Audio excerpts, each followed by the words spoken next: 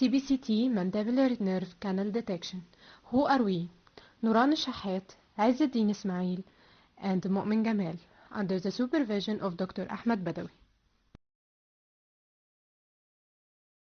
What is the project motivation? 80% of body issues have the ability for self-healing, but unfortunately, the teeth is not included. According to American Institute, 10 million had wisdom tooth extraction, and 500,000 had an implant. In both, the doctor need to avoid the mandibular canal. So, whatever the disease is, either it was orthognathic, inflammatory, or schwannoma, which is swollen and swelling in the mandibular canal, the doctor will need to visualize it. The workflow.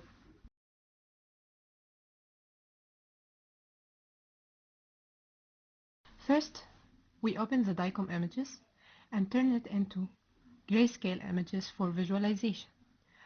Then we apply normalization, and from these images we can get the other two views.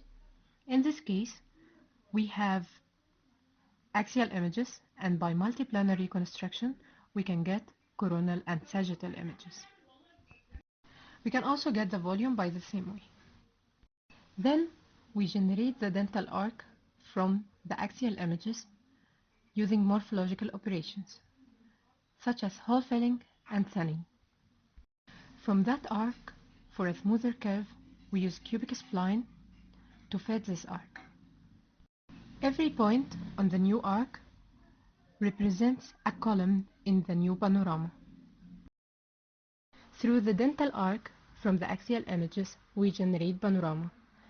And from the shifted panorama, we start the region of interest selection, which is 4 points along the canal, having images of dimensions 61 by 61 around them.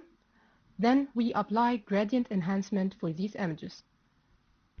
The next step is to extract the gradient and gray hybrid features from both of them, the region of interest and the gradient enhanced ones.